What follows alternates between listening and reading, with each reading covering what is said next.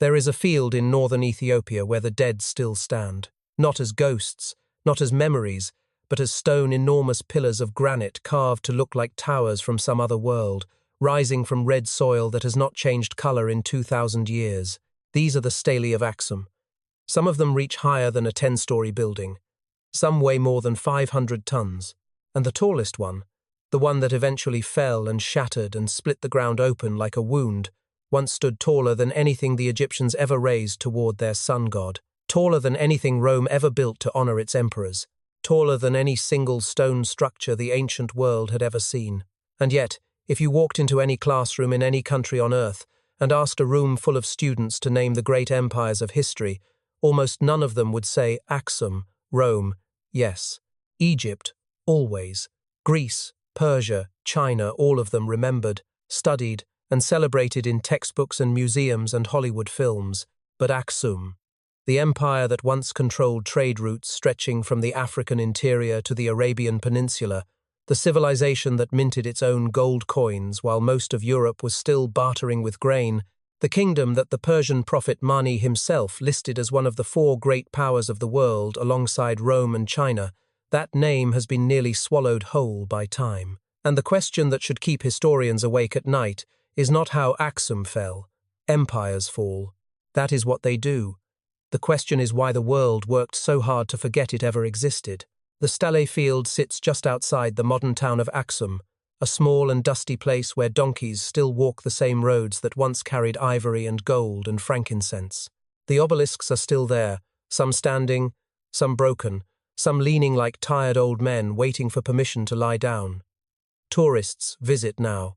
They take photographs and read the plaques and squint up at the carvings etched into the granite faces, false doors and windows, rows of them, stacked on top of each other as if the stones were meant to be buildings, or perhaps temples, or perhaps something else entirely. The official explanation is that these stelae were grave markers, monuments placed above the tombs of Aksumite kings and nobles to honor them in death. And that explanation is not wrong, but it is not complete either. Because grave markers do not need to be 100 feet tall.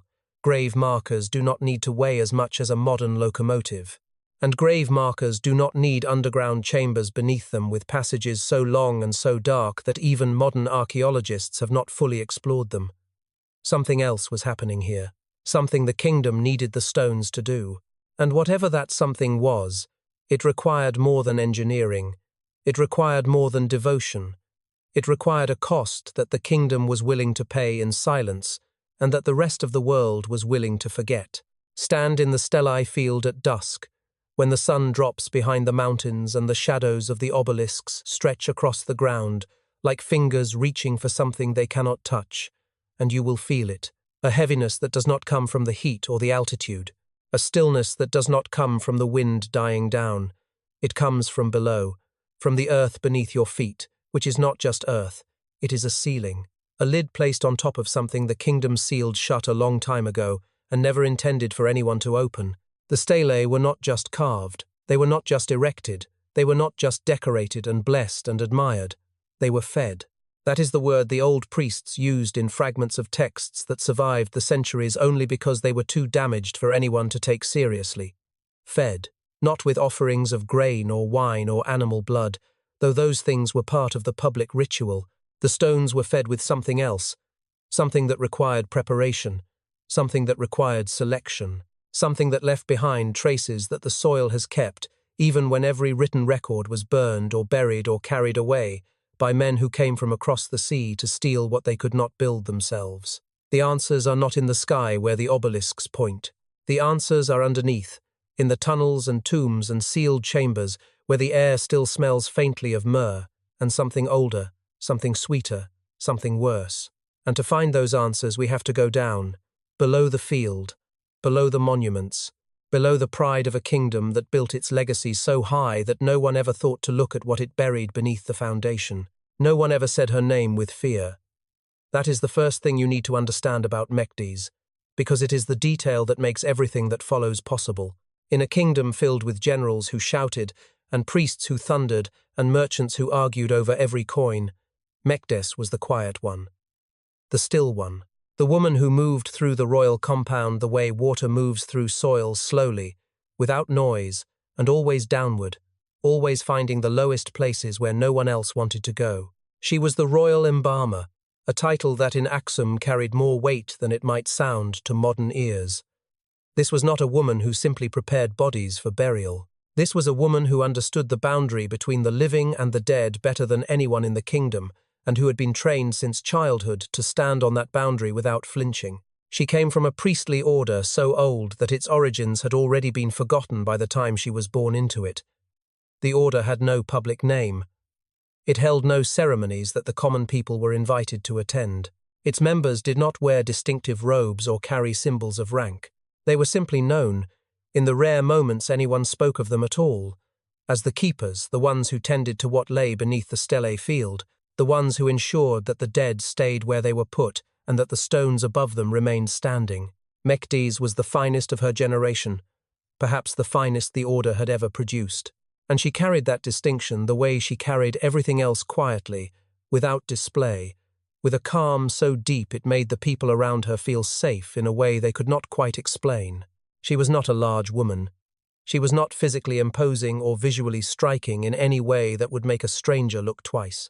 She had steady hands, which people noticed because her work required them, and she had eyes that seemed to listen even when her ears were doing nothing, which people noticed because it made them feel heard in her presence. She spoke rarely, and when she did, her words were simple and direct, never decorated with the kind of elaborate language that priests and politicians use to make themselves sound important. When a member of the royal family died, it was Mekdes who received the body. When a nobleman needed assurance that his tomb would be prepared according to the old ways, it was Mekdes he asked for by name. When the king himself had questions about the spiritual integrity of the stele, whether the stones were properly consecrated, whether the underground chambers were holding, whether the old rituals had been observed, it was Mekdes who answered. And the king believed her. Everyone believed her. Not because she demanded belief, but because she never gave anyone a reason to doubt. She was competent. She was present. She was useful. And in the court of Aksum, where treachery and ambition were as common as dust, a person who was simply useful and asked for nothing in return was considered something close to holy. But beneath the calm, beneath the steady hands and the listening eyes, and the voice that never rose above the volume of a careful thought, Mekdes held a belief that she shared with no one outside her order. She believed the stele were alive. Not alive in the way that trees are alive or in the way that rivers seem alive when they move.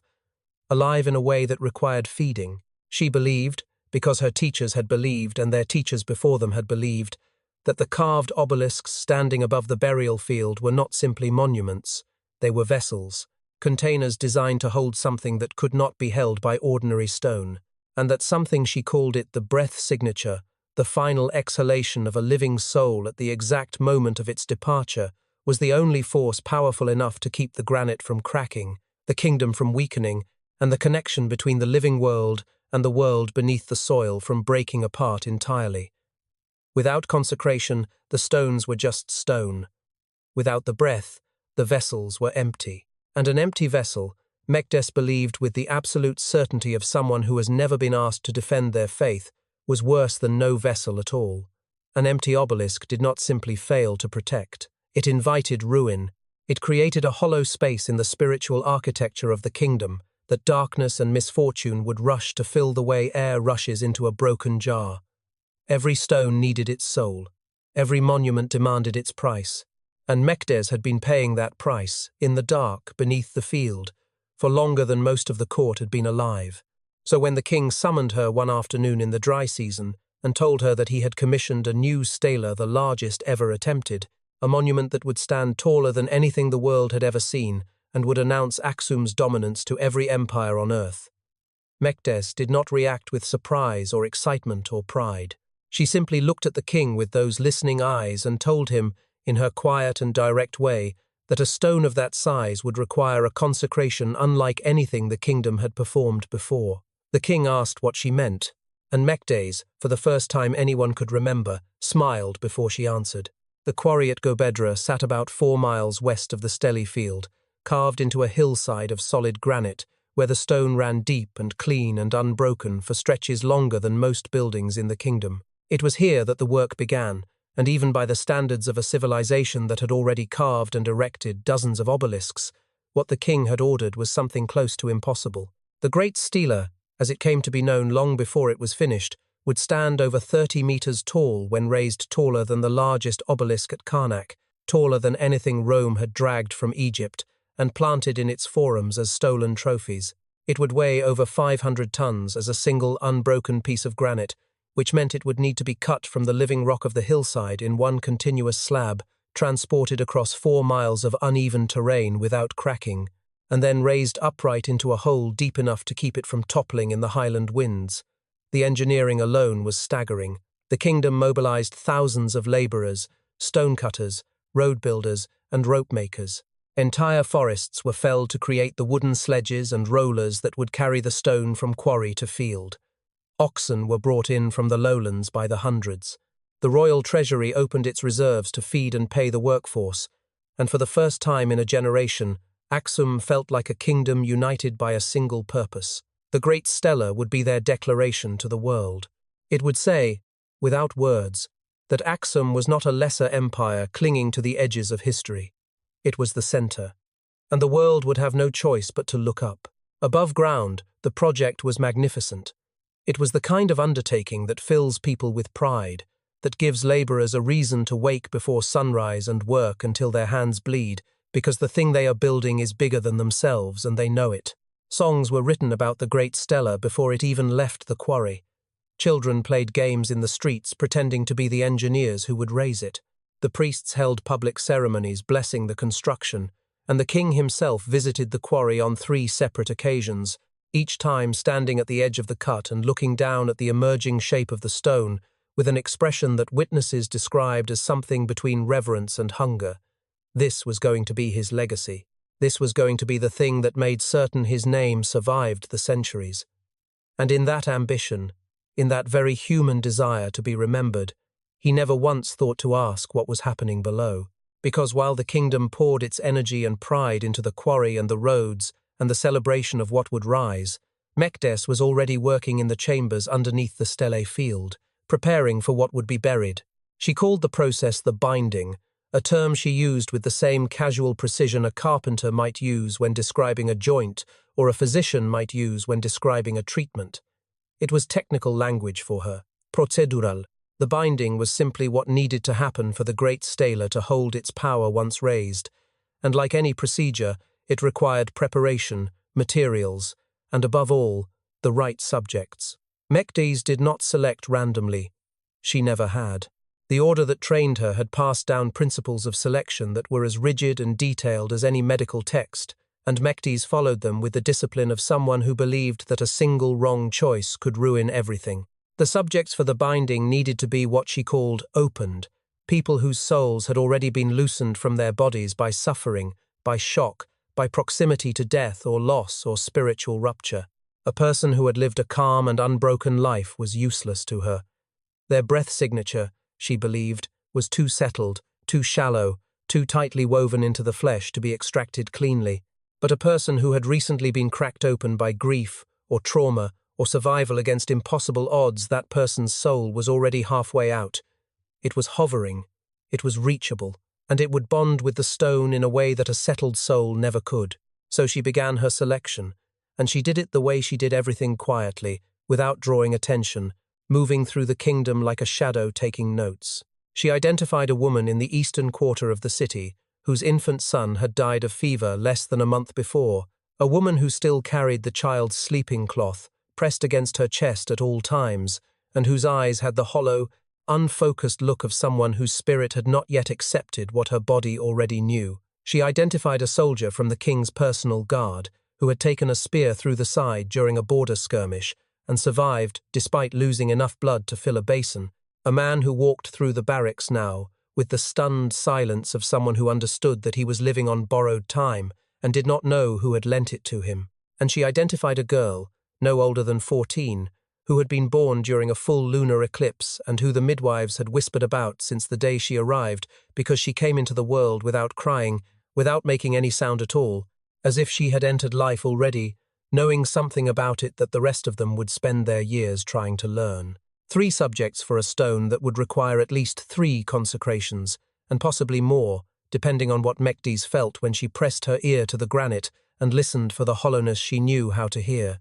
The subjects were not told what had been planned for them. They were not warned. They were not given a chance to run or to refuse or to say goodbye to the people who loved them. They were simply watched, noted, and scheduled, like entries in a ledger that only one person would ever read. And when the great stealer finally emerged from the quarry and began its slow journey across the 4 miles of road toward the field where it would be raised, Mekdes sent word to her assistants that the chambers were ready. The binding would begin with the first subject, the mother, on the night the stone arrived. What happened in those chambers, what Mekdes had perfected over decades of practice in the dark, is something that needs to be described carefully, not because the details are unclear, but because they are the kind of details that, once heard, do not leave. She called it Yedinge Lij. In the old language, it meant child of stone, and Mekdes used the phrase the way a mother might use the name of a song she sings to her children at night, with tenderness, with familiarity, with the calm certainty that what she was doing was an act of love. That is the part that is hardest to sit with. Not the method itself, though the method is terrible, not the suffering, though the suffering was enormous. The hardest part is that Mekdes never once, in all the years she practiced beneath the stele field, showed any sign that she understood what she was doing as cruelty. She understood it as craft. She understood it as duty. She understood it as the most sacred act a human being could perform for their kingdom, their king, and their gods. And that understanding, that absolute and unshakable belief that she was doing holy work, is what made everything she did possible.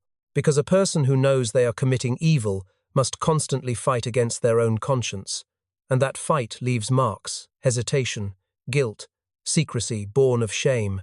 But a person who believes they are performing a sacrament has no such battle. They move with clarity. They move with patience. They move with the steady hands of someone who has never once been troubled by doubt. And Mekdes had the steadiest hands in the kingdom. The process began in darkness, in one of the chambers beneath the stele field that had been prepared over weeks with a specific mixture of oils burned in shallow stone bowls to keep the air warm and thick and still. The subject, and Mekdes always used that word, subject, never victim, never prisoner, never person, was brought to the chamber while sedated, carried on a wooden frame by 2 of Mekdes's assistants who had been trained in the same order and who shared her beliefs without question. The subject was placed on a low stone platform in the center of the chamber, and there they were allowed to wake naturally, because Mekdes insisted that consciousness was essential from the very beginning. The soul, she taught, needed to be aware of what was happening to the body. If the soul was asleep or dulled or absent during the process, the bond with the stone would be weak, and the obelisk above would eventually crack and fall. Consciousness was not incidental to the binding. It was the entire point. Once the subject was awake, Mekdes would begin the first application.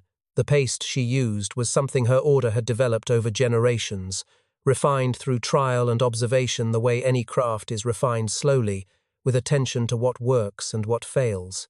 It was made from calciumite chalk ground to a powder so fine it felt like silk between the fingers, mixed with calciumite, calcium chalk, calcium, calcium, calcium, mineralite, calcium, calcium, calcium, calcium, calcium, calcium. Rendered calcium animal fat that had been boiled and strained until it was nearly transparent, ground bone from previous subjects, a detail that Mekdes considered essential because it created continuity between consecrations and myrrh resin, which served both as a binding agent and as a preservative that kept the paste from decaying as it hardened. The mixture, when freshly prepared, had the consistency of thick, wet clay, warm to the touch and faintly sweet in smell from the myrrh. It could be applied in thin layers using flat wooden tools, and each layer, once exposed to the warm, dry air of the chamber, would harden within a day into a shell with the density and texture of limestone. Mekdes applied it, starting with the feet, always the feet first. She would coat the soles, the tops, the ankles, working slowly and evenly, smoothing the paste into every fold of skin, every space between the toes, until the feet were completely sealed within a layer no thicker than a fingernail. Then she would wait. She would sit in the chamber with the subject through the hours it took for the layer to harden, And during that time she would burn specific herbs, stimulants that released sharp, pungent smoke designed to keep the subject alert and awake, even as their body began to understand what was happening to it. The smoke was forced close to the nostrils, sometimes held there by an assistant using a cloth funnel, because the subject's wakefulness was sacred and could not be allowed to fade. The process took weeks. After the feet hardened, Mekdes would move upward, the calves, the knees, the thighs, each section receiving its own layer, each layer given its own day to set, each day accompanied by the burning herbs and the quiet presence of Mekdes herself, who would sometimes hum while she worked, a low, tuneless sound that her assistants said she was not even aware of making. The subject, during these weeks, was not restrained by ropes or chains. They did not need to be. The paste itself became the restraint. As it hardened around the lower body, movement became impossible. The legs became rigid, fused into a single solid mass that looked and felt like stone.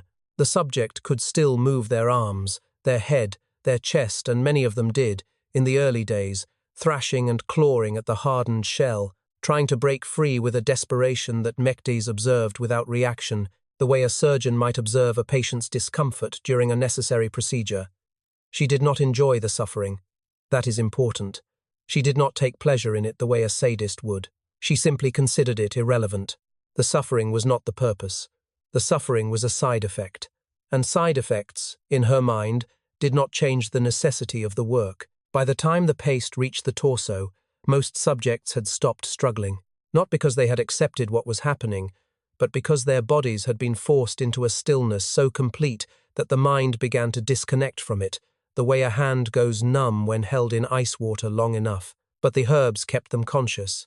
The herbs kept the eyes open and the lungs breathing, and the mind trapped inside a body it could no longer feel or move or control. And that, Mekdes believed, was where the real consecration happened, not in the physical encasement, but in the psychological moment when the subject's awareness turned inward and realized there was no way out, no escape, no rescue, no future that did not end inside this shell.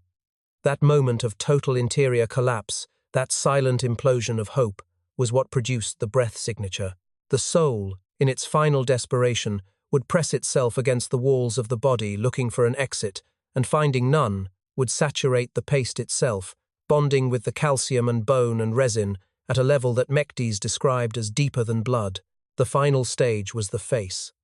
Mekdes always performed this part alone, sending her assistants out of the chamber and sealing the entrance behind them. She would apply the paste to the chin first, then the cheeks, then the forehead, leaving the mouth and nose for last so that breathing could continue until the final possible moment. And in those last seconds, when only a small opening remained around the lips, Mekdes would lean close, so close that her ear was nearly touching the subject's mouth, and she would wait. She called what she was listening for the last whisper, the final sound the soul made as it left the body and entered the stone. Some of her assistants, in fragments that survived only because they were carved into chamber walls in a script that took centuries to decode, described hearing Mekdes speak softly to the subject in those final moments, though none of them were close enough to know what she said. Whatever it was, she said it with gentleness, with something that an outside observer might have mistaken for compassion. And then she sealed the opening, pressed her palm flat against the hardened face, and held it there until the warmth faded.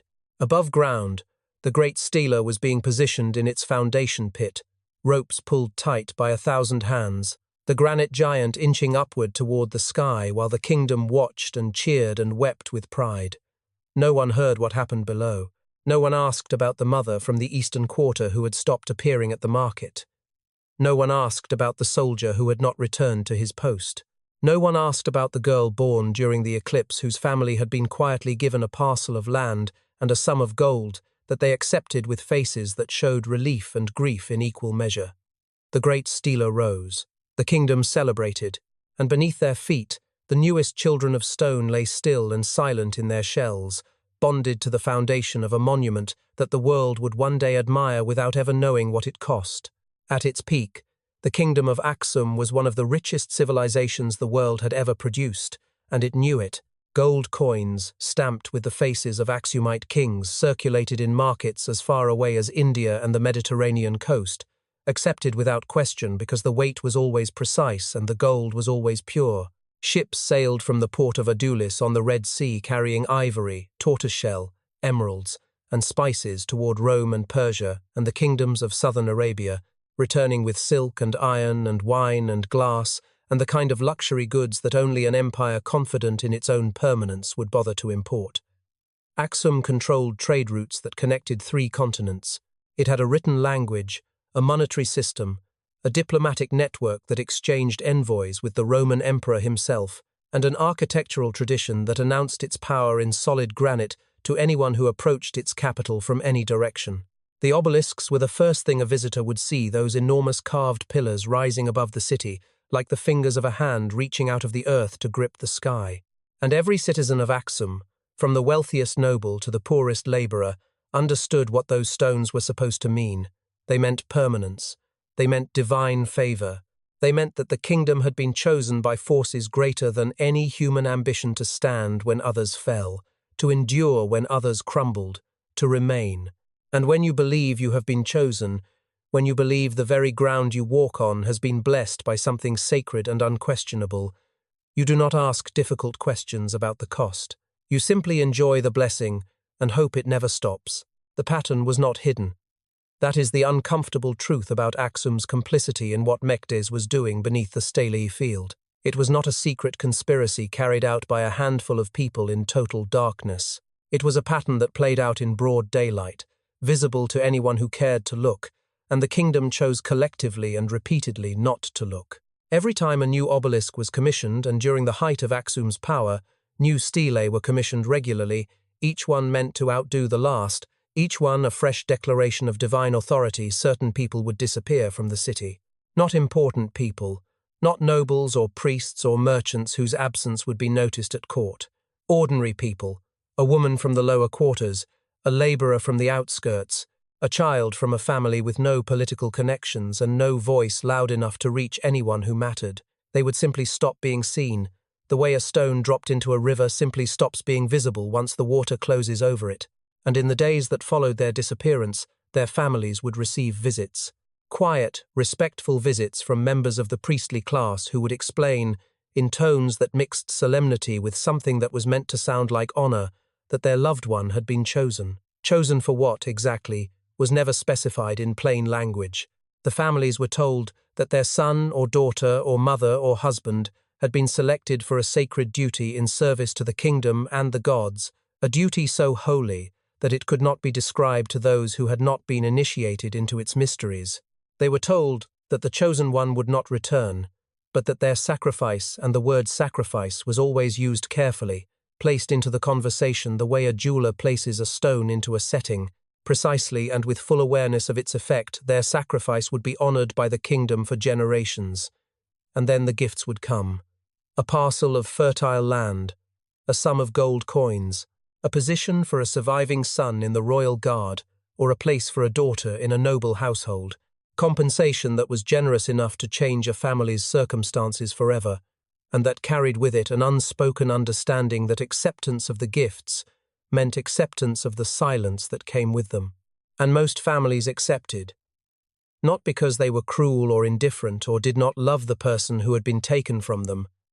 They accepted because the alternative was unbearable. To refuse the gifts meant to refuse the explanation.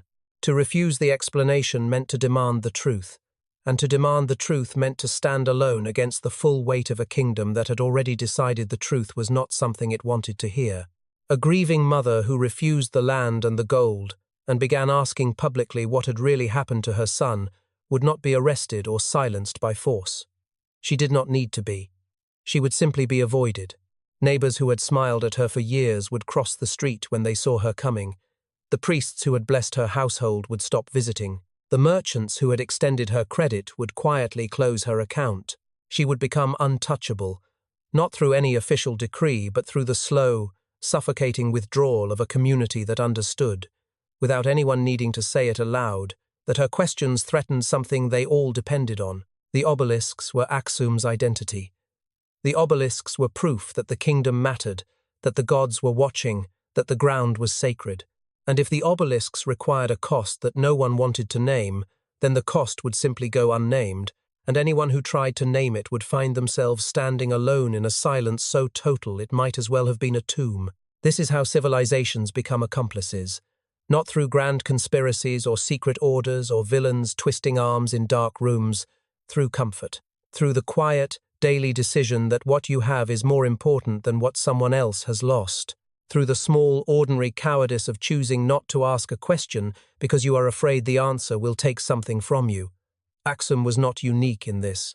Every empire that has ever allowed an atrocity to continue within its borders has done so through the same mechanism, the mechanism of looking away, of accepting the official story, of telling yourself that the people in charge must have their reasons, and that your job is simply to live your life and be grateful for what you have. The kingdom did not need to know exactly what Mekdes was doing. It only needed to not ask. And for years, for decades, for the entire span of Aksum's golden age, that is precisely what it did. Until one man, a stone carver with rough hands and no political power and no voice that should have mattered to anyone, decided that not asking was no longer something he could live with. Tariku was not the kind of man that stories are usually built around. He was short, broad across the shoulders from years of swinging a chisel into granite, and so quiet in conversation that people who worked beside him for months sometimes forgot he was there. He had no wife, no children, no ambitions beyond the simple rhythm of cutting stone and being paid enough to eat and sleep under a solid roof. His hands were his most notable feature, thick, scarred, permanently dusted with a fine white powder that never fully washed away no matter how long he soaked them in the river. He was a carver, one of dozens employed in the workshops that supplied finished stone to the kingdom's building projects, and his life before the disappearance of his brother could be described in a single sentence. He worked, he ate, he slept, and he did not bother anyone. His younger brother Desta was different. Desta was tall where Tariku was short, loud where Tariku was quiet, full of energy and opinions and the kind of careless charm that made people smile even when he was being foolish.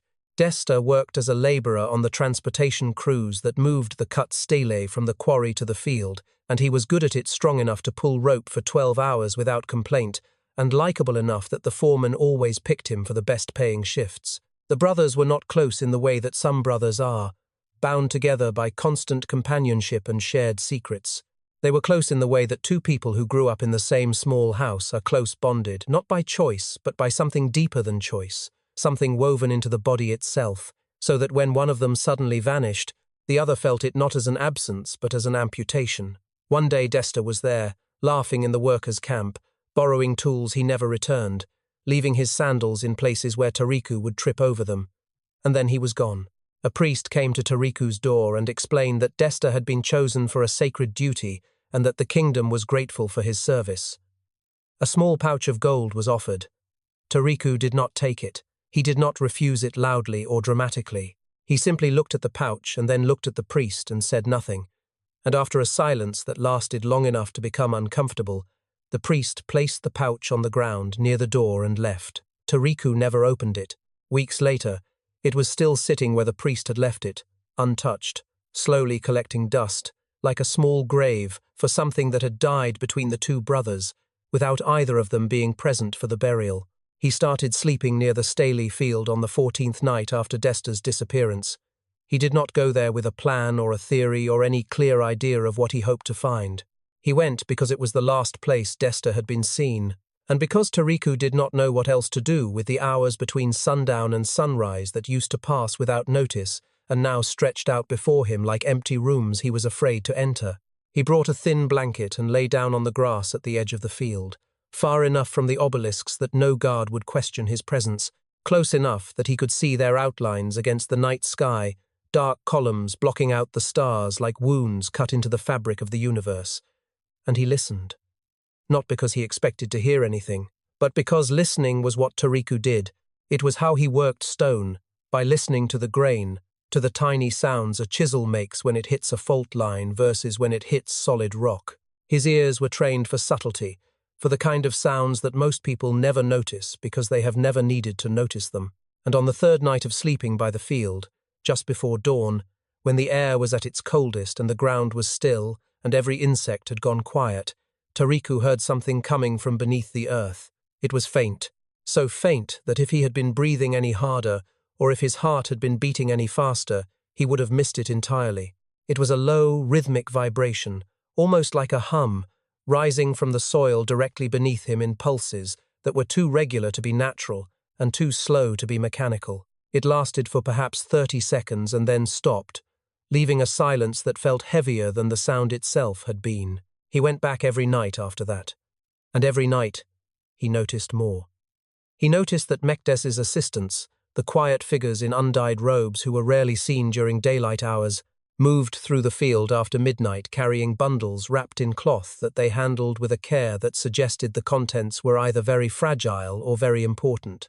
He noticed that after heavy rains, certain patches of the field released a smell he recognized as myrrh, sweet and heavy, and completely wrong for open ground, where no myrrh trees grew and no incense was being burned. He noticed that the earth above certain older stelae seemed to behave differently in the heat of the day, shimmering slightly as if the air above those specific spots was warmer than the air around them, as though something beneath the surface was exhaling. And he noticed that the hum came at the same time every night, always from the same direction, always from the area nearest the foundation pit where the great stela had been raised. Each detail alone meant nothing. Together, they formed a shape that Tariku could feel but could not yet see, the way a carver can feel the outline of a figure inside a block of stone before a single cut has been made. Something was beneath that field, something alive, or something that had been alive recently enough that the earth had not yet finished absorbing it. And on a night when the moon was dark and the guards had rotated to the far side of the compound, Tariku found what he had not been looking for: a narrow drainage channel cut into the base of a retaining wall on the eastern edge of the field, just wide enough for a man to crawl through, leading downward into a darkness so complete that it seemed to have weight.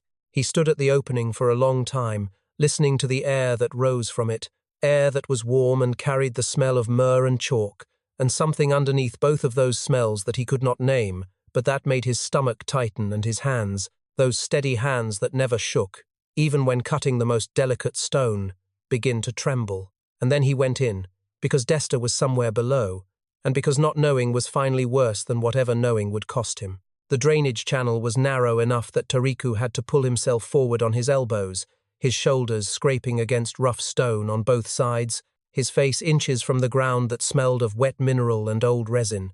The passage sloped downward at an angle steep enough to make him feel like he was being swallowed, drawn into the throat of something that had been waiting patiently for him to arrive.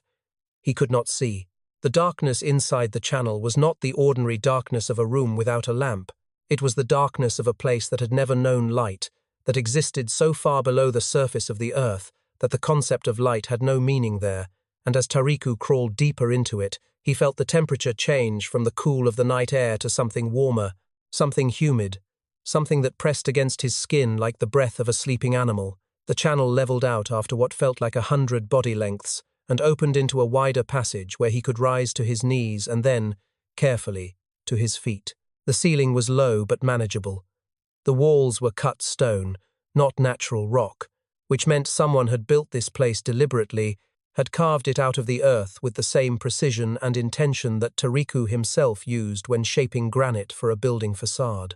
He moved forward with his hands on the walls, feeling the seams between blocks, counting his steps out of habit because counting was what his mind did when the rest of him wanted to turn around and run.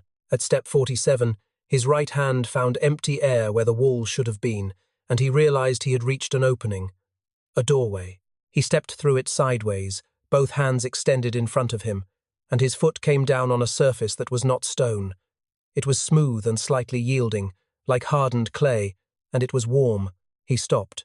He stood completely still in the darkness and let his hands drop to his sides and listened with every part of himself, the way he had listened to the stones above, the way he had listened to the earth, the way he had been listening his entire life, without knowing that everything before this moment had been practice for this one act of hearing. The air in the chamber was thick and sweet with myrrh, so concentrated that it coated the inside of his throat and made each breath feel like drinking something rather than breathing it. Beneath the myrrh was the chalk smell he had noticed from above, and beneath that was the other smell, the one he had not been able to name on the surface. And now, standing in the chamber where it originated, he understood why he could not name it. It was the smell of human skin that had been sealed away from air for a long time. Not the smell of rot or decay, because there was no decay here. Whatever process had been used on the bodies in this chamber had stopped decomposition entirely. It was the smell of preservation, of something that should have returned to the earth but had been denied that return, held in suspension between life and death, caught in a material that would not let it go. Tariku knelt. He reached out with both hands and felt the surface beneath him, and his fingers traced a shape that his mind at first refused to assemble. It was curved. It was roughly the size and proportion of a human torso. It had the contour of shoulders, the ridge of a collarbone, the subtle depression where a throat meets a chest. It was a shell, a hardened shell in the exact shape of a human body, sealed shut, smooth on the outside as if it had been polished, warm to the touch, in a way that stone and clay are not warm unless something inside them is producing heat. He moved his hands along the shell and found others beside it, rows of them, arranged side by side with a careful spacing between each one that spoke not of haste or carelessness, but of deliberate placement, the way sacred objects are arranged in a temple, or the way a mother arranges her children's beds in a room with attention, with order, with something that looked, in the darkness and silence of that underground chamber, horrifyingly like love. Some of the shells were old. He could tell by the way they felt under his fingers, cooler, drier, with surfaces that had developed the fine, rough texture of stone that has been exposed to still air for years. Some were cracked, whether from age or from the settling of the earth above, and through the cracks Tariku could feel the compressed remains inside material that had once been a body, pressed flat against the inner walls of the shell by the hardening process, reduced to a thin layer of something that felt like dried leather stretched over bone that had lost most of its density. These were the old ones, the early consecrations, the first children of stone, placed here years or decades ago and left in the dark to do whatever Mekhtis believed they were doing for the obelisks above them. Tariku counted them by touch. He counted 12 in the first row. He counted another row behind it and another behind that. He stopped counting at 36, not because he had reached the end of the rows, but because his hands had found the one that was different from all the others. It was at the end of the most recent row, set slightly apart from its neighbors the way a new addition to a family might be given extra space while it settles in. It was warmer than the others, not faintly warm the way the older shells were, carrying a residual heat that could be explained by the temperature of the chamber. This shell was warm the way a body is warm the way skin is warm when you press your hand against someone's back and feel the life moving through them just beneath the surface. And its proportions, the width of the shoulders, the length of the torso, the specific way the shell curved at the point where the neck met the skull, were proportions that Tariku knew the way he knew his own hands, because he had grown up watching those proportions change from the small body of a child to the tall frame of a young man who never stopped growing, and never stopped moving, and never stopped filling every room he entered with noise and laughter, and the particular restless energy that belongs only to people who have not yet learned that the world will eventually ask them to be still. Tariku did not scream. He did not cry out or collapse or pound the shell with his fists. He sat down on the floor of the chamber beside it and placed his right hand flat against the surface where the chest would be, and he held it there. He held it the way you hold your hand against a door when you know someone you love is on the other side and the door will not open. He felt the warmth. He felt the smoothness of the myrrh and chalk and bone paste that had been applied in layers so thin and so careful that the surface felt almost like polished wood. And he understood, in that moment, that whoever had done this had not done it with anger or cruelty or even indifference. The shells were too perfect for that. The spacing was too even. The arrangement was too deliberate. Whoever had sealed these people inside their own transformed bodies had done it with patience and precision, and a kind of attention that, in any other context, would be called care.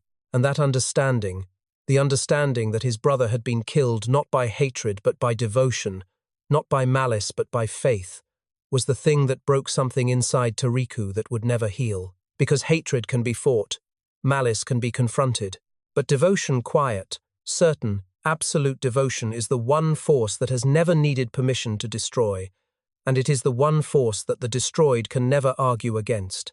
He stayed in the chamber until the air began to cool, which told him dawn was approaching and the earth above was losing its stored heat. Then he placed both hands on the warm shell one final time and pressed his forehead against it, and whatever he said in that moment he said only to Desta, and the chamber kept it, the way the chamber kept everything. When he crawled back through the drainage channel and emerged into the grey light of early morning, Tariku was no longer the quiet man who cut stone and bothered no one.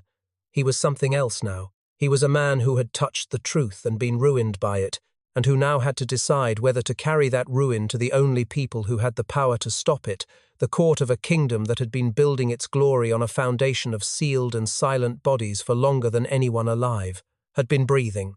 Tariku did not go to the court immediately. He waited 3 days, because something inside him understood, even before he had put words to it, that what he was about to do could not be undone, and that the moment he spoke the truth aloud to people who had power, the truth would no longer belong to him. It would belong to them, and they would do with it whatever served their interests, not his, and certainly not Desta's. During those 3 days he barely ate and did not sleep, and the other carvers in the workshop noticed the change in him, the way you notice a crack forming in a wall slowly at first, then all at once. His hands, which had always been his steadiest feature, developed a tremor that made precise work impossible. His eyes, which had always been focused on whatever stone sat in front of him, now drifted constantly toward the stele field visible from the workshop's upper terrace, and the expression on his face when he looked at those obelisks was not the expression of a man admiring the kingdom's greatest achievement. It was the expression of a man looking at a row of sealed coffins standing upright in the sun. On the 4th morning he washed his face, put on the cleanest tunic he owned, and walked to the royal compound, where he requested an audience with the advisory court, the body of nobles, priests, and military commanders who managed the daily affairs of the kingdom beneath the king's authority. He was a stone carver with no title and no connections, and under normal circumstances his request would have been ignored entirely. But Tariku had worked on the preparation of foundation stones for 2 of the smaller stelae earlier in his career, which meant his name appeared in the Construction Guild records, which meant he could technically claim standing as a contributor to royal projects, which meant the court was obligated to hear him even if it had no intention of listening. He was brought into the audience chamber on the afternoon of that same day, which suggests that someone in the administrative chain recognized his name or his request and moved it forward with unusual speed, though whether this was done out of genuine concern or out of a desire to contain whatever he was about to say before it spread beyond the compound walls, is something that cannot be known. The chamber was large and cool and smelled of incense, and the men seated along the raised stone benches on either side looked at Tariku, the way men of power have always looked at men without it, with a patience that is really a form of dismissal, a willingness to hear that is really a decision to wait until the hearing is over so that normal business can resume. Tariku spoke plainly, because plain speech was the only kind he knew. He told them about Desta's disappearance. He told them about the night spent sleeping beside the field. He told them about the drainage channel and the passage and the chamber. He told them about the shells, the rows of hardened, human-shaped shells arranged beneath the obelisks like roots beneath trees, dozens of them, some old and cracked and some recent and sealed, and one, the newest one, still warm to the touch when he pressed his hand against it. He told them about the smell of myrrh and chalk and preserved skin.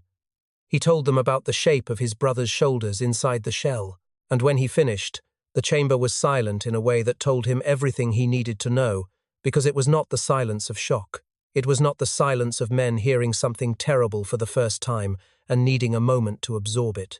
It was the silence of men who already knew, the silence of men who had been living with this knowledge for years, carrying it the way a man carries a stone in his pocket, always aware of its weight, always adjusting to it, never taking it out to look at it because looking at it would make it real in a way that carrying it does not. The head of the advisory council, a man named Azana, who shared the name of one of Aksum's greatest kings but shared none of his courage, responded to Tariku's account with a series of questions that were designed not to clarify but to diminish. He asked whether Tariku had been drinking. He asked whether the drainage channel might have led to an ordinary burial vault and whether Tariku, in his grief, might have mistaken old tombs for something more sinister. He asked whether Tariku had considered that the warmth he felt could have been the natural heat of underground stone in a climate where the earth holds the sun's temperature well into the night. Each question was delivered in a tone of gentle reasonableness, the kind of tone that sounds like concern but functions as erasure, and with each question Tariku felt the truth he had carried into the chamber, being taken apart piece by piece, not destroyed but disassembled, broken into fragments small enough to be swept away and forgotten. He tried to answer. He tried to explain that he knew the difference between a burial vault and what he had found, that he had worked with stone his entire life and knew what natural rock felt like, and what a hardened shell containing a human body felt like, that the warmth under his hand had not been the warmth of the earth, but the warmth of something that had been alive within the last few days. But the court had already made its decision, and the questions were not questions. They were the sound of a door being closed. The exile was not dramatic. There was no sentencing, no public declaration, no formal banishment with guards escorting him to the border. That would have drawn attention. And attention was exactly what the court needed to avoid. Instead, over the following weeks, Tariku's life was quietly dismantled with an efficiency that suggested the process had been used before. His name was removed from the Stone Carvers Guild register, which meant he could no longer legally work in any royal construction project. His home, a modest structure he had shared with Desta near the workers' quarter, was reassigned to another family without notice or explanation. His tools, which he had left at the workshop, were claimed as guild property and redistributed.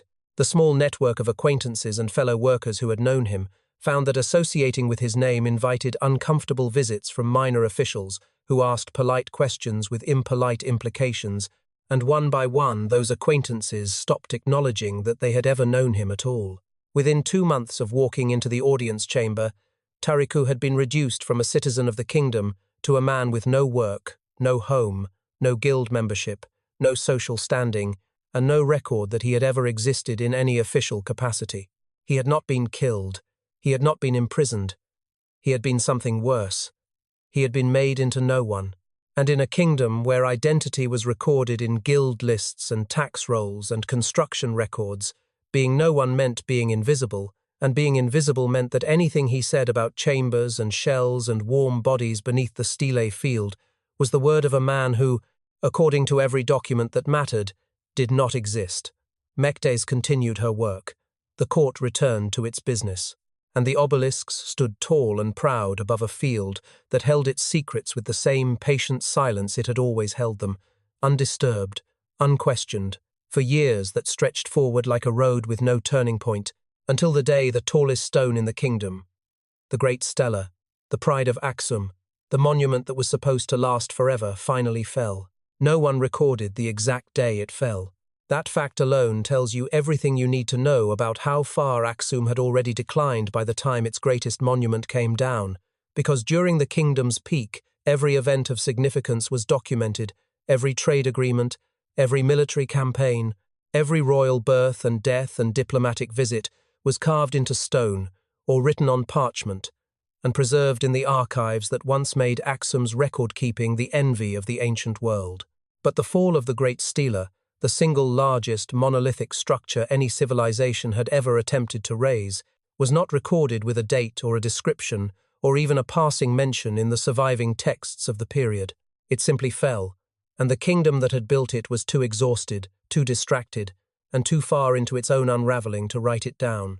What is known, pieced together centuries later by archaeologists working with the physical evidence left behind, is that the Great Stela came down in one catastrophic movement, likely during a seismic event strong enough to compromise the foundation pit that had held it upright for decades. The stone did not topple slowly like a tree. It shattered. Over 500 tons of carved granite struck the earth with a force that broke the stela into several massive sections and sent cracks radiating outward through the ground in every direction, splitting the soil of the stelly field open the way a hammer splits a plaster wall jagged, sudden, irreversible. And when the ground cracked, it revealed what lay beneath. The chambers were exposed. Not fully, not in their entirety, but enough.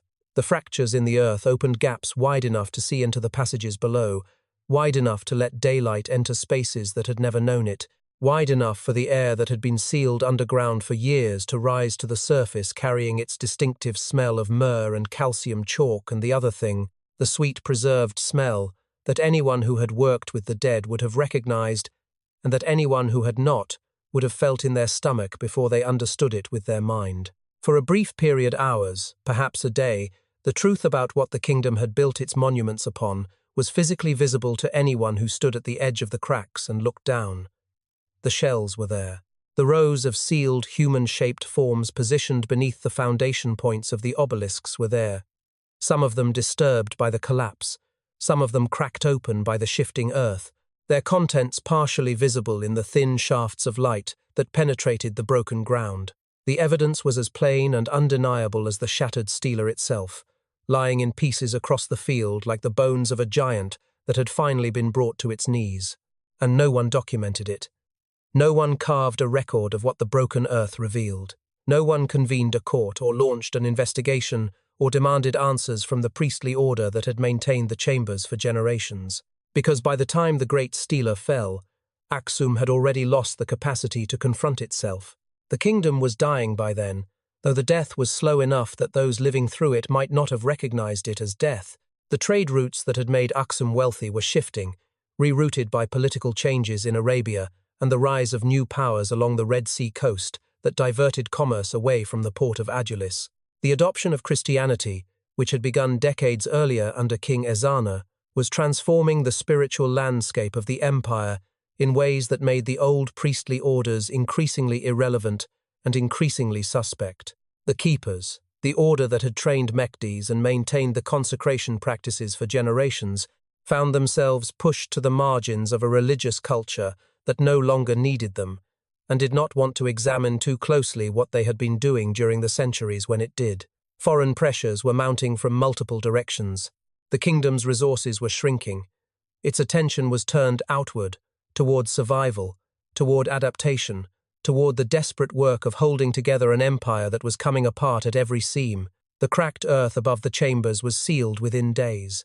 Workers filled the gaps with rubble and packed soil, not carefully, not with the precision that had characterized the original construction, but hastily, the way you patch a hole in a wall when you do not have time or money to rebuild the wall properly. The chambers were buried again, the shells were returned to their darkness, and the shattered great stela was left where it fell, because the kingdom no longer had the resources or the will to move it, and because standing it back up would have required reopening the very ground that had just been so urgently sealed. Mehdis was old by then, very old, older than most people in the kingdom lived to be, and the years had not diminished her in the way that age diminishes most people. She had not grown frail or confused or softened by the approach of death. She had simply become quieter, which was remarkable given how quiet she had always been.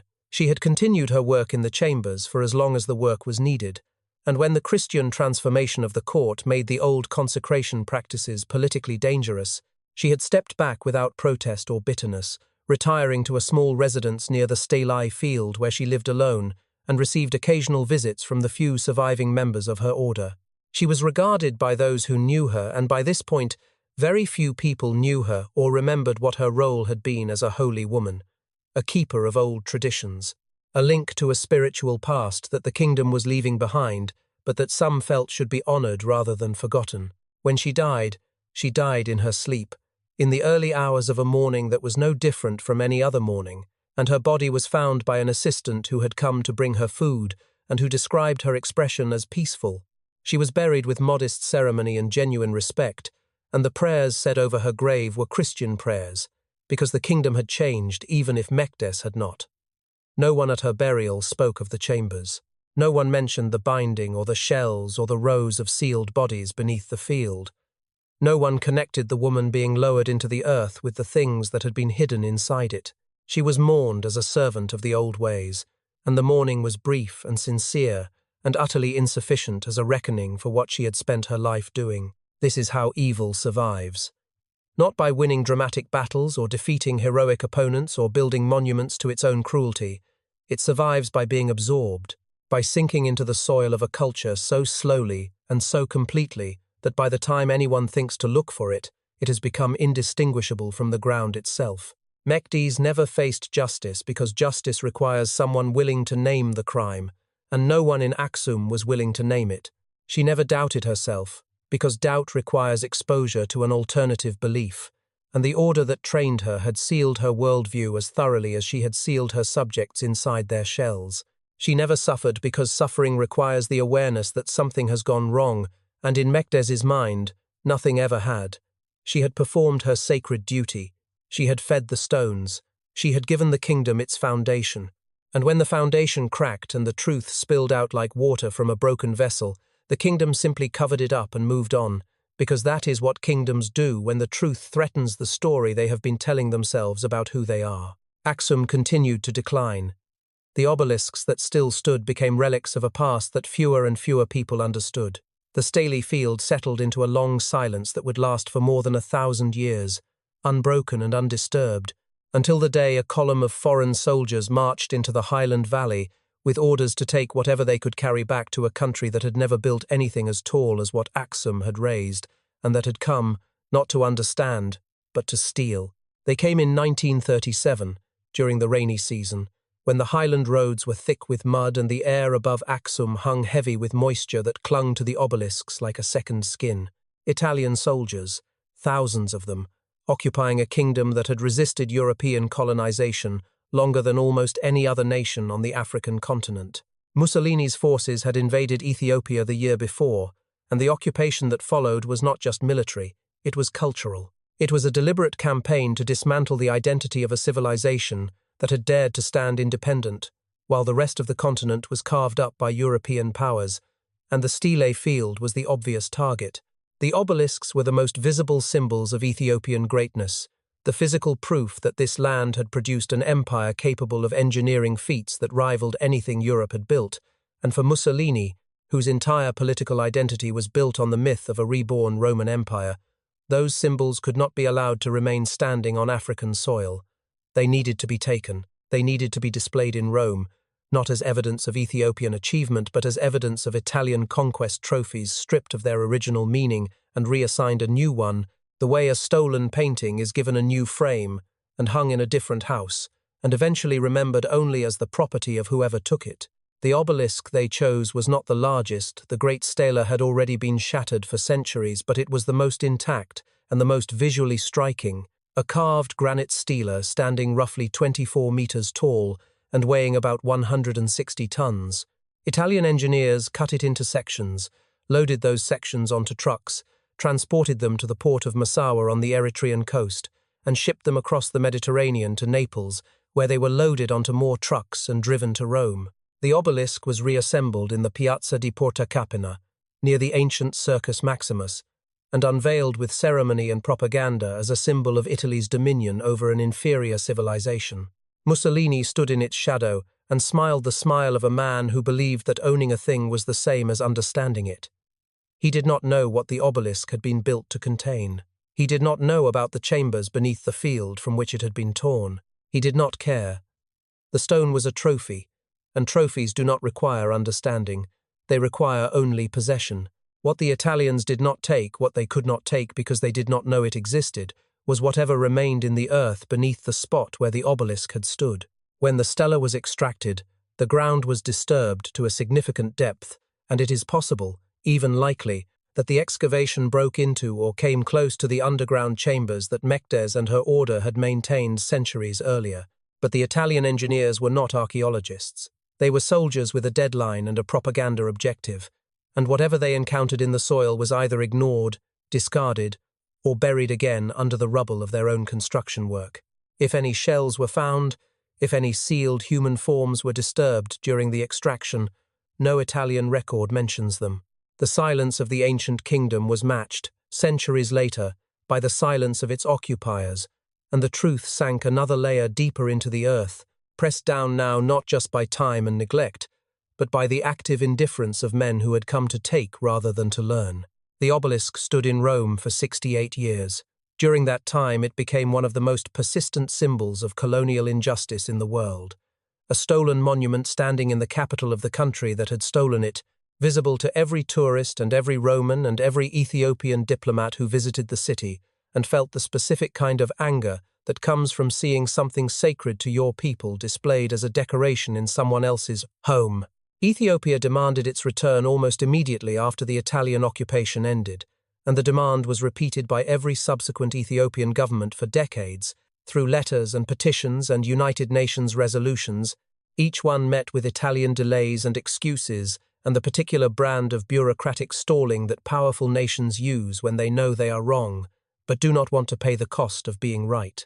The obelisk was finally returned in 2005, cut again into sections, shipped back across the Mediterranean, trucked from the coast to the highlands, and reassembled in the Staley field where it had originally stood. The ceremony was enormous. Thousands gathered. Speeches were made about cultural heritage, about justice delayed but not denied, about the resilience of the Ethiopian people and the enduring power of the Aksumite legacy. It was a moment of genuine national pride, and the emotion in the crowd was real and earned and deserved. But no one at the ceremony spoke about what lay beneath the field. No one mentioned the underground chambers that archaeological surveys conducted in the 20th century had confirmed existed networks of tunnels and tombs and sealed passages beneath the stele that had been partially mapped but never fully excavated, because full excavation would require resources and permissions and a willingness to disturb ground that the Ethiopian Orthodox Church considers sacred. The chambers are still there. The passages are still sealed. Whatever Mekdes left behind, whatever remains of the shells and the bodies and the process she spent her life perfecting, is still locked in the earth beneath the feet of tourists who take photographs and guides who tell stories of kings and conquests and the engineering marvels of the ancient world. The Italian theft was a second erasure, layered on top of the first, and the return of the obelisk was a restoration of pride but not of truth, because pride and truth are not the same thing, and a civilization can celebrate the return of its stolen monument without ever asking what that monument was built to hold. The real history of the Stele field is not in the stones that stand above it. It is in the ground that no one has been willing to open, and until someone does, the story of what Aksum built and what it buried will remain exactly where Mekdes intended it to stay, in the dark, in the silence, in the space between what a kingdom shows the world and what it hides from itself. The mistake most people make when they think about evil is that they imagine it as something loud. They imagine a figure who announces their cruelty, who wears it visibly, who gives the world enough warning signs that a reasonable person could see the danger coming and step out of its path. This is the version of evil that stories have trained us to expect: the tyrant on a throne, the madman with wild eyes, the villain who monologues about their plans before carrying them out. And this version exists. It has existed throughout history, and it will continue to exist for as long as human beings are capable of cruelty and ambition in the same body. But it is not the most dangerous version. The most dangerous version of evil is the one that never raises its voice. The one that moves through the world with steady hands and a calm expression and a belief so deeply rooted in its own righteousness that it never once produces the internal friction that we call guilt. Mekdes was not a monster in any way that the people around her could have recognized as monstrous. She did not enjoy suffering. She did not seek power for its own sake. She did not act out of rage or revenge or the desire to dominate. She acted out of faith. She acted out of duty. She acted out of a certainty that what she was doing was not only necessary but sacred. And that certainty, that unshakable calm at the center of her, was the thing that made her more dangerous than any tyrant who ever screamed orders from a palace balcony. Because a tyrant can be overthrown, a madman can be restrained. But a true believer, a person who has been taught from childhood that their cruelty is a form of love, and who has never been given a reason to question that teaching, cannot be stopped by anything short of the collapse of the entire system that created them. And that is the real horror of this story. Not Mekdes, not the chambers, not the shells or the paste or the slow encasement of living bodies in a material that turned them into something indistinguishable from the stone above them. The real horror is the system, the network of beliefs and traditions and institutional silences that took a child born into a priestly order and shaped her, year by year, lesson by lesson, into a woman who could press her ear against the face of a dying person and listen for the sound of their soul leaving and feel nothing but professional satisfaction when she heard it. Mekdes did not invent the binding. She inherited it. She was taught it by people who were taught it by people who were taught it, by people whose names have been lost so completely that not even the fragments of their writings have survived. The practice existed before her, and would have continued after her if the kingdom had not changed its religion and its politics in ways that made the old ways dangerous to maintain. She was a link in a chain, not the chain itself, and the chain stretched back through generations of keepers who had all performed the same rituals with the same conviction and the same calm, each one believing they were serving a purpose greater than themselves, each one protected by a court that did not want to know, and a population that did not want to ask. This pattern is not unique to Aksum. It is not unique to the ancient world. It is not unique to any continent or century or culture. It is a pattern that repeats wherever human beings build systems of power and surround those systems with enough tradition and authority and sacred language to make questioning them feel like an act of betrayal rather than an act of conscience. The institutions that enabled Mekdes, the priestly order that trained her, the court that funded her, the families that accepted the gold and the land, and the explanation that their loved ones had been chosen, these institutions have equivalents in every civilization that has ever allowed an atrocity to continue behind closed doors, while the public face of the society remained clean and proud and presentable. The mechanisms are always the same. A practice too disturbing to discuss openly is given sacred or official status that places it beyond question. The people who carry out the practice are treated with a respect that discourages scrutiny. The people who are harmed by the practice are selected from populations with no voice and no power and no one who will come looking for them. And the people who suspect the truth are given just enough comfort and just enough fear to choose silence over confrontation. It does not require conspiracy. It does not require a secret society meeting in dark rooms to coordinate a cover-up. It requires only the ordinary human preference for comfort over truth, repeated across enough people and enough years to become indistinguishable from culture itself. How many Mekdes have there been in the history of the world? How many quiet, steady-handed, devoted servants of a system have carried out acts of profound cruelty in rooms and chambers and basements and institutions that the rest of society agreed not to examine too closely? The number is not knowable, because the defining feature of this kind of evil is that it does not get recorded. It gets absorbed. It sinks into the foundation of whatever structure it serves, and the structure continues to stand, and people continue to admire the structure, and the thing it was built on is forgotten, because forgetting is easier than knowing, and knowing is easier than acting, and acting is the one thing that almost no one, in any era, in any kingdom, is willing to do. Mekdes is dead. The order that trained her is gone. The chambers beneath the stele field are sealed and silent, and may never be fully opened, but the pattern that created her, the shape of quiet evil that moves through institutions and traditions and systems of power, without ever being called by its true name, is not gone. It is not sealed. It is not silent. It is active in the world right now, in places you know and places you do not, protected by the same mechanisms that protected it in Aksum authority, tradition, sacred language, and the vast, reliable, endlessly renewable human willingness to look away, and the stele field, where the obelisks still stand in the Ethiopian sun, waiting for visitors who will admire them without ever knowing what they cost, is not just a historical site. It is a mirror. The stele field of Aksum looks, on a clear morning, like something out of a dream you cannot decide whether to call beautiful or frightening.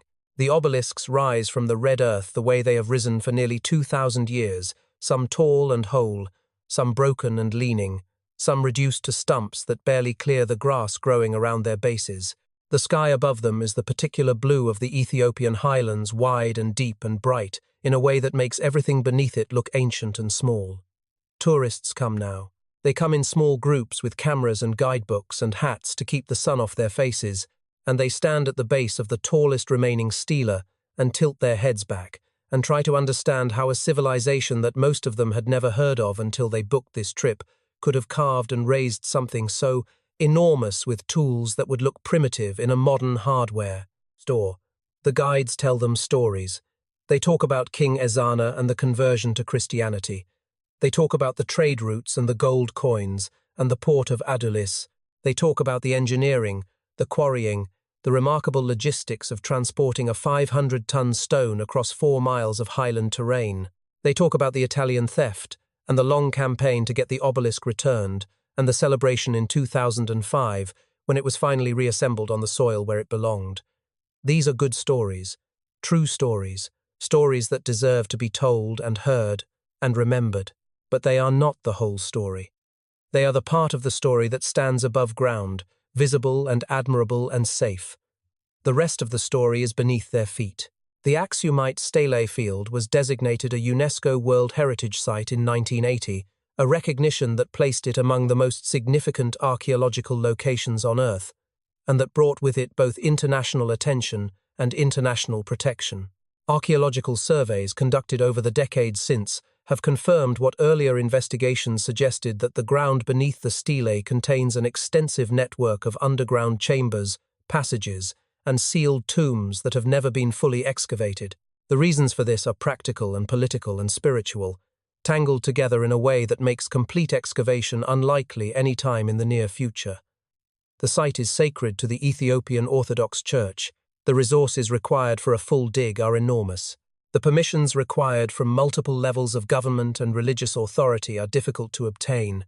And perhaps, beneath all of these legitimate reasons, there is another reason that no one states openly but that operates with the same quiet efficiency it has always operated with, the suspicion, held somewhere in the collective awareness of the people who care for this site, that what lies beneath the field might be something the world is not ready to see, and that Ethiopia is not ready to explain. The chambers remain sealed. The passages remain dark.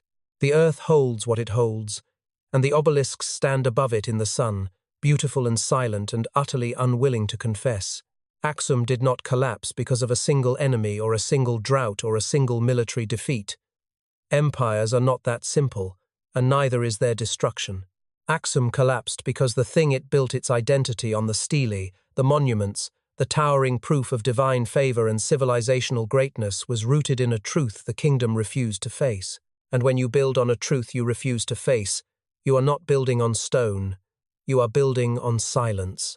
And silence, no matter how deep, no matter how carefully maintained, no matter how many generations agree to preserve it, eventually breaks. The great stela fell. The kingdom fell after it, and the name of one of the 4 greatest empires the ancient world ever produced was erased so thoroughly from human memory that most people alive today have never heard it spoken. That is the cost of silence. Not just the loss of the people who were buried beneath it, but the loss of everything that was built on top of them. Evil does not always look like evil. Sometimes it looks like devotion. Sometimes it looks like tradition. Sometimes it looks like a woman with steady hands and listening eyes who believes with her whole heart that what she is doing is holy.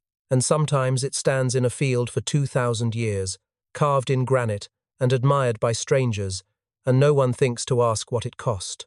What do you think? Could something like this be happening right now, somewhere we have all agreed not to look? Let us know in the comments. And if this story stayed with you, subscribe, because the next one goes even deeper.